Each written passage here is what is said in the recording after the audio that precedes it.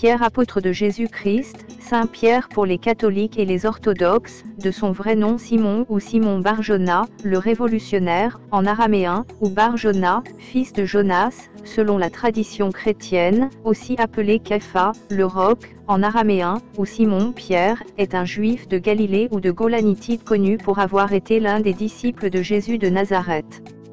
Il est répertorié parmi les apôtres, au sein desquels il semble avoir tenu une position privilégiée du vivant même de Jésus avant de devenir, après la mort de ce dernier, l'un des dirigeants majeurs des premières communautés paléochrétiennes.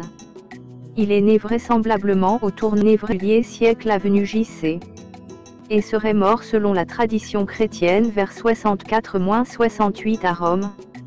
La plupart des historiens soulignent le caractère très incertain de la date et des circonstances de sa mort et doutent de la pertinence du lieu traditionnellement retenu pour son exécution. La tradition chrétienne en fait le premier évêque de Rome et l'Église catholique revendique sa succession apostolique pour affirmer une primauté pontificale que lui contestent les autres confessions au sein de la chrétienté et dont l'actuel pape est le représentant. Il a suscité un grand nombre d'œuvres artistiques, en particulier dans l'Occident latin. Le nom Pierre s'appelle initialement Simon ou Simon. Jésus lui donne le nom de Simon Képha, d'après son surnom araméen hellénisé Képha transcrit en français Sepha ou Képha, qui signifie « roc ». Dans l'Évangile selon Matthieu, Jésus, à partir de ce surnom, fait un jeu de mots par paronomase, d'où le nom que l'intéressé a reçu dans l'espace gréco-latin, Pétros ou Pétra en grec, et Pétru en latin, Pierre, Képha, tu es un roc, grec Pétros, et sur cette pierre, grec Pétra, je bâtirai mon assemblée, Ecclésia, terme à l'origine du français Église. Le surnom en question semble souligner un trait de caractère de ce disciple qui occupe une place prééminente dans le groupe des 12 apôtres de Jésus, aux côtés de deux autres, colonnes, Jacques le Juste et Jean de Zébédée. Il renvoie dans la culture araméenne aux notions de rocher de fondation, et ou de solidité, de dureté ou d'inflexibilité. Jésus a ainsi pu initialement donner à Simon ce sobriquet équivalent à « rocky » pour signifier qu'il passait pour un rustre ou un dur, l'évangéliste procédant tardivement à une reconstruction théologique par l'usage de la paronomase. Pierre dans le Nouveau Testament. Dans les évangiles. D'après l'évangile selon Jean, Simon Bar-Jonas est originaire, avec son frère André et l'apôtre Philippe, de Bethsaïde. Les autres évangiles sont muets sur ses origines mais laissent penser à une activité à Bethsaïde voire à Capharnaüm, pêcheur sur le lac de Tibériade. Simon s'installe à l'occasion de son mariage dans la maison de sa belle famille dans cette ville d'où il est peut-être lui-même originaire. La vocation de Saint-Pierre et Saint-André, œuvre attribuée au Caravage, Royal Collection, château de Hamptoncourt. Jésus se trouve à droite du tableau. La maison familiale semble servir de base pour le début de la mission itinérante de Jésus, Marc 1 versets 29 à 39. Avec son frère André, il décide d'abandonner famille et foyer pour suivre Jésus à la demande de celui-ci et reçoit de lui le nom de Képha, les évangélistes se contredisant sur le contexte dans lequel se produit l'imposition de ce nom. Pierre est toujours cité en premier de la liste des 12, Marc 3, verset 16, Actes 1, verset 13, appelés par la suite les 12 apôtres. À plusieurs reprises, dans les récits, Jean et Paul reconnaissent son importance, toutefois l'auteur de l'évangile attribué à Jean cite en premier son frère André. Simon-Pierre manifeste sa foi au nom de tous les disciples, « Et vous, leur demanda-t-il, qui dites-vous que je suis ?» Pierre lui répond, « Tu es le Christ » Marc 8, verset 29. Jésus lui déclare alors solennellement, « Et moi je te dis que tu es Pierre, et sur cette pierre je bâtirai mon assemblée. Je te donnerai les clés du royaume des cieux. Ce que tu liras sur la terre sera lié dans les cieux, et ce que tu délieras sur la terre sera délié dans les cieux. » Matthieu 16, versets 18 à 19. Icône à l'encaustique du vie-siècle, monastère Sainte-Catherine du Sinaï. Pierre a assisté et participé à plusieurs miracles ou événements majeurs de la vie de Jésus, comme la marche sur les eaux, Matthieu 14, versets 28 à 31, la transfiguration, l'arrestation de Jésus, son procès, puis sa passion. décrit dans les évangiles comme enthousiaste, emporté, mais parfois hésitant et faillible, il abandonne Jésus pendant la Passion malgré l'assurance qu'il avait manifestée auparavant, « Si tous viennent à tomber, moi je ne tomberai pas » Marc 14, verset 29. Il a regretté amèrement ce reniement, et Pierre se souvint de la parole que Jésus lui avait dite, avant que le coq chante 2 fois, « Tu me renieras 3 fois ». Et en y réfléchissant, il pleurait.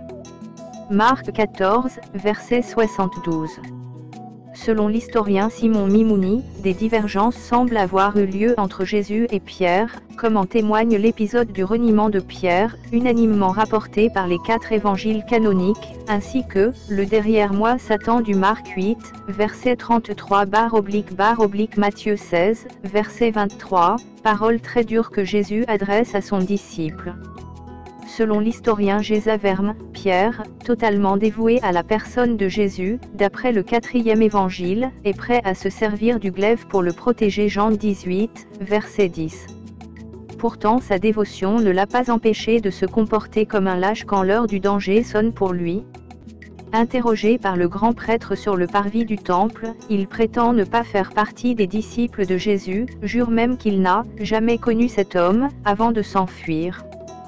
Dans l'évangile de Jean, Pierre, tout comme d'ailleurs son frère André, semble avoir été le disciple de Jean le Baptiste, avant de devenir disciple de Jésus, Jean 1, versets 35 à 42. Dans ce même évangile, Pierre apparaît en concurrence avec le disciple bien-aimé, parfois identifié à Jean, fils de Zébédée. À l'annonce par Marie de Magdala que le tombeau de Jésus avait été trouvé vide, il fut le premier à y entrer, le disciple bien-aimé, lui ayant laissé la préséance, Jean 20 verset 5, Jean 21, verset 7. Par la suite, il bénéficia avant les 12 d'une apparition du Christ ressuscité, 1 Corinthiens 15, verset 5. Lors de la dernière apparition du Christ à ses disciples, il est réhabilité par Jésus à la suite de sa négation et réinstauré dans sa mission de pasteur de l'Église. Il lui dit pour la 3e fois, « Simon, fils de Jonas, m'aimes-tu » Pierre fut attristé de ce qu'il lui avait dit pour la 3e fois, « m'aimes-tu » Et il lui répondit, « Seigneur, tu sais toutes choses, tu sais que je t'aime. » Jésus lui dit, « Fais paître mes brebis » Jean 21, versets 15 à 17. Dans les Actes des Apôtres et les Épîtres pauliniennes. Saint Pierre, par Giacomo Serpota, Badia Nuova, Alcamo. Les Actes des Apôtres le montrent comme un des principaux dirigeants de la communauté chrétienne. Après la Pentecôte, c'est lui qui prend la parole et commence la prédication du message chrétien. Lors du Concile de Jérusalem, vers l'an 50, il prend position en faveur de l'admission des païens dans l'Église sans leur imposer les prescriptions mosaïques telles que la circoncision. Cependant, Paul lui reprochera de ménager le point de vue des judaïsants menés par certains chrétiens juifs de la communauté de Jacques le Juste, frère du Seigneur, chef de la communauté de Jérusalem, soit le premier évêque de la première communauté chrétienne, Acte 21, verset 18, mais quand Cépha vint à Antioche, je lui résistai en face, parce qu'il s'était donné tort. En effet, avant l'arrivée de certaines gens de l'entourage de Jacques, il prenait ses repas avec les païens, mais quand ces gens arrivèrent, on le vit se dérober et se tenir à l'écart, par peur des circoncis, Galates 2, versets 11 à 12. Lors du premier concile de Jérusalem, Pierre aurait reconsidéré son attitude. Il ouvre le débat en défendant clairement les thèses de Paul de ne pas imposer les prescriptions mosaïques aux chrétiens païens. Jacques le Juste, chef de l'église locale, le premier évêque de Jérusalem, clôture le conseil en approuvant Pierre et Paul. Les chrétiens d'origine païenne sont libérés de l'obligation de suivre les traditions juives. Selon l'historien Géza Verme, cependant, il s'agit probablement d'une tentative de l'auteur des Actes de combler le fossé entre les deux personnalités de l'Église Pierre et Paul, en présentant Pierre comme un champion des non-juifs. La proposition de Pierre, favorable aux chrétiens païens, serait, d'une historicité douteuse, vu la position de Pierre prise à Antioche, et dans la mesure où il poursuivait sa mission exclusivement parmi les Juifs, n'était-il pas, selon les termes colorés de Paul, l'apôtre des circoncis, lui-même étant l'apôtre des incirconcis, Galates 2, verset 7. Que la paix du Seigneur Jésus-Christ soit avec tout.